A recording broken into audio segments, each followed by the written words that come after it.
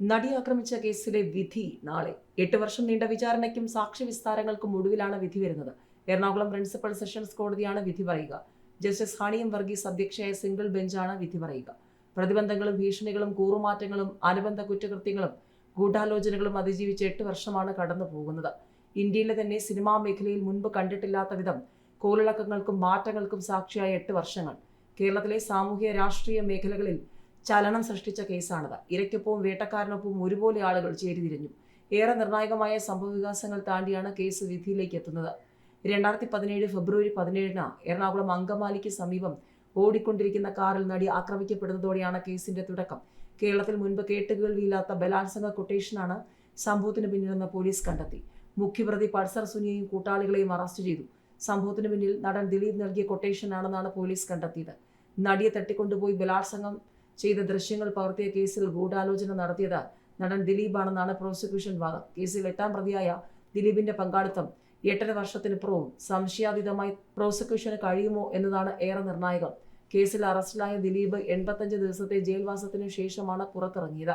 Pulsar സുനിക്കും ദിലീപിനും പരസ്പരം അറിയാമെന്ന് സുനിയുടെ അഭിഭാഷകൻ പ്രതീഷ് കുറുപ്പ് ഇക്കാര്യം വിചാരണ കോടതിയെ അറിയിച്ചിട്ടുണ്ടെന്നും പ്രതീഷ് കുറുപ്പ് പറഞ്ഞു. പൾസർ സുനിയെ അറിയില്ലെന്ന ദിലീപിന്റെ നിലപാട് തള്ളിയിരിക്കുകയാണ് പൾസർ സുനി. തങ്ങൾക്ക് പരസ്പരം അറിയാമെന്നാണ് പൾസർ സുനി നിലവിൽ കോടതിയെ അറിയിച്ചിരിക്കുന്നത്. എന്നാൽ 1ാം പ്രതിയുമായി യാതൊരു പരിചയവുമില്ലെന്നാണ് നാളിതുവരെയുള്ള ദിലീപിന്റെ നിലപാട്.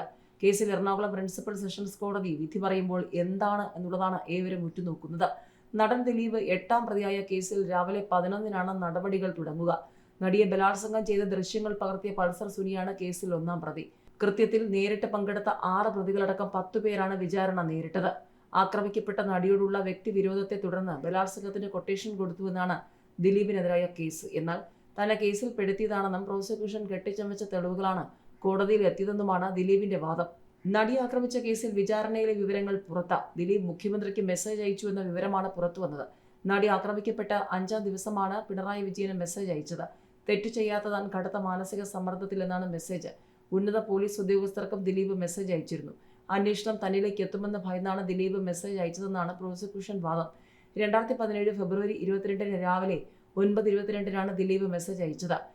വീണ്ടെടുത്ത മെസ്സേജ് പ്രോസിക്യൂഷൻ കോടതിയിൽ ഹാജരാക്കി. പൾസർ സുനിയാണ് പ്രതിയെന്ന് ആദ്യ ദിവസം തന്നെ പുറത്തു വന്നതോടെ ദിലീപ് സമ്മർദ്ദത്തിലായെന്നും ഇതോടെയാണ് മുഖ്യമന്ത്രി അടക്കമുള്ളവർക്ക് മെസ്സേജ് അയച്ചതെന്നും പ്രോസിക്യൂഷൻ പറയുന്നു. കാവ്യ മാധവനുമായുള്ള ദിലീപിന്റെ ബന്ധം അന്നത്തെ ഭാര്യയായിരുന്ന മഞ്ജു വാര്യരോട് ആക്രമിക്കപ്പെട്ട നടി പറഞ്ഞതിലുള്ള വൈരാഗ്യമാണ് കൃത്യത്തിന് കാരണമെന്നാണ് പ്രോസിക്യൂഷൻ കേസ്.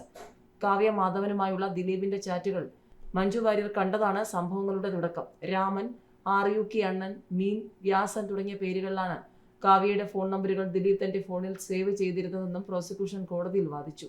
എന്നാൽ ബലാത്സംഗത്തിന് കൊട്ടേഷൻ നൽകിയെന്നത് പോലീസിന്റെ കെട്ടുകഥയെന്ന് ദിലീപ് നിലപാടെടുത്തു.